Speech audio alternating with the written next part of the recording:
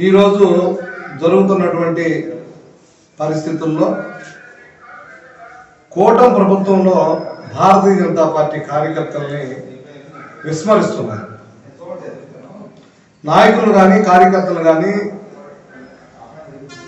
ఏ ప్రాంతంలో కూడా ఈ జిల్లాలో కలుపుకొని పోయేటటువంటి పరిస్థితి కనిపించలేదు. అంటే కూటమిలో భారతీయ జనతా పార్టీ ఉందా లేదనే ఒక ఆలోచన ఈ లోకల్గా ఉన్నటువంటి జిల్లాలో ఉన్నటువంటి ఎంపీలు కానీ ఎమ్మెల్యేలు అందరూ కూడా ఆలోచన చేయాలి. ఏదో ఒకరిద్దరిని అక్కడక్కడ మాట్లాడుకొని ముందుకు పోవడం తప్ప ప్రతి గ్రామంలో ఉన్నటువంటి మా భారతీయ జనతా పార్టీ కార్యకర్తలు గొలం తిట్టేటువంటి పరిస్థితి కనిపించలేదు. అందువల్ల రాబోయేటటువంటి పరిస్థితుల్లో తప్పనిసరిగా భారతీయ జనతా పార్టీ నాయకులకు కానీ కార్యకర్తలకు కానీ సముచిత స్థానం కల్పించాలని భారతీయ జనతా పార్టీ డిమాండ్ చేస్తుంది. ఎందుకంటే నామినేట్ పోస్టులు కావచ్చు, అదేవిధంగా రాబోయేటటువంటి స్థానిక సంస్థల ఎలక్షన్లో కావచ్చు, అభివృద్ధి కార్యక్రమాల్లో కావచ్చు, సంక్షేమ పథకాల్లో కావచ్చు, అన్నింటిలో కూడా భారతీయ జనతా పార్టీని కలుపుకొని పోవాలని ఏదైతే ఈ జిల్లాలో ఉన్నటువంటి కొంతమంది ఎమ్మెల్యేలకి తెలియజేస్తున్నారు. ఎందుకంటే కొంతమంది పట్టించుకోవట్లేదు. మా కార్యకర్తలు కష్టపడి వారి జేబులో డబ్బులు ఖర్చు పెట్టుకొని పనిచేసేటువంటి స్వచ్ఛమైనటువంటి కార్యకర్తలు, వాళ్ళ కోసం పార్టీ ఎక్కడా కూడా తగ్గే ప్రసక్తే లేదు. దానికోసం ఎంత దూరమైనా పనిచేసేటువంటి పరిస్థితి తీసుకెళ్తామని చెప్పి తెలియజేస్తున్నాం. అయితే ప్రభుత్వం మారింది, కూటమి ప్రభుత్వం వచ్చింది.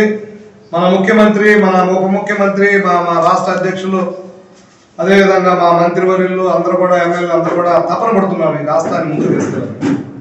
కానీ వ్యవస్థ మారింది, ప్రభుత్వం మారింది, కానీ అధికారులు మాత్రం మారాలి. అధికారులు మాత్రం ఈ రాష్ట్రంలో యథేచ్ఛగా అవినీతిని ప్రోత్సహిస్తూ ఉంటారు.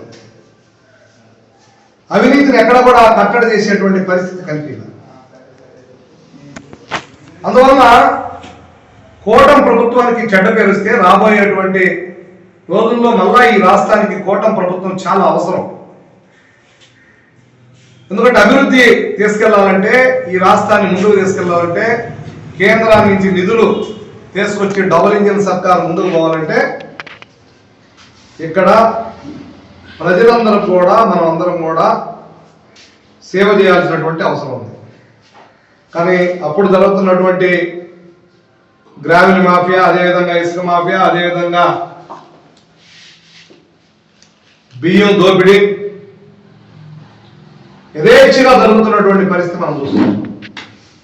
అయితే దీన్ని భారతీయ జనతా పార్టీ అవినీతిని మాత్రం సహించేటువంటి పరిస్థితి లేదు. దీన్ని మేము అందరం కూడా రిక్వెస్ట్ చేస్తున్నాం, ఎమ్మెల్యేలు అందరూ కూడా దీన్ని అరికట్టాలి. ఇప్పుడు కూడా చెన్నై ఇసుక పోతానే ఉంది, ఇప్పుడు కూడా గ్రావెల్ పోతానే ఉంది. లోకల్గా ఒక రైతు ఏదన్నా మట్టి దొరుకోవాలంటే ఇబ్బంది పడుతూ ఉన్నాడు.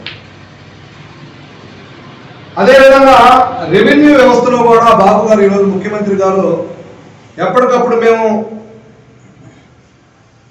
ఏదైతే పాస్బుక్ ఇమీడియట్లీ ఇవ్వని చెప్పి చెప్పడం జరిగింది. కానీ రైతులకు ఆ పరిస్థితి కనిపించలేదు. ఆ రోజు ఏదైతే ఈ రైసు రేషన్ బియ్యం అమ్ముతున్న వ్యాపారస్తులు ఉన్నారో ఆ రోజు వాళ్ళే బిజినెస్ చేస్తున్నారు, ఈ రోజు కూడా వాళ్ళే బిజినెస్ చేస్తున్నారు. ప్రభుత్వం మారింది కానీ వ్యాపారస్తులు ఎక్కడ మారలేదు, దోపిడీ ఎక్కడ మారలేదు. అందువల్ల దీనికి అడ్డుకట్టేయాలి. పైన ఉన్నటువంటి అధికారులందరూ కూడా, పైనటువంటి మా నాయకులందరూ కూడా ఈ రాష్ట్రం కోసం పనిచేస్తున్నటువంటి పరిస్థితి. కేంద్రాల నుంచి అనేకమైనటువంటి నిధులు ఇస్తున్నారు, వేల కోట్ల రూపాయలు ఇస్తా ఉన్నారు. ఈరోజు కావలి నుంచి ఉదయగిరి వరకు ఏ విధంగా రోడ్లు వేసామో తెలుసు. అదేవిధంగా అన్ని ప్రాంతాల్లో కూడా రోడ్స్ అన్ని కూడా ఈరోజు డెవలప్ చేస్తున్నటువంటి పరిస్థితి. అందువల్ల నేను కొంతమంది ఎమ్మెల్యేలు అందరూ కూడా, కొంతమంది ఎంపీలకు కూడా చెప్పేది ఏంటంటే, మీ యొక్క ఆలోచన తప్ప అభివృద్ధి ఒకవైపు తీసుకొని పోతూ అదేవిధంగా అవినీతిని కూడా అరికట్టాలని కోరుతూ ఉన్నా. అదేవిధంగా భారతీయ జనతా పార్టీ కార్యకర్తల్ని గుర్తించకుండా వాళ్ళ భుజం తట్టకపోతే రాబోయే రోజుల్లో మేము గట్టిగా మాట్లాడాల్సినటువంటి అవసరం వస్తుందని చెప్పి కూడా తెలియజేస్తున్నాం.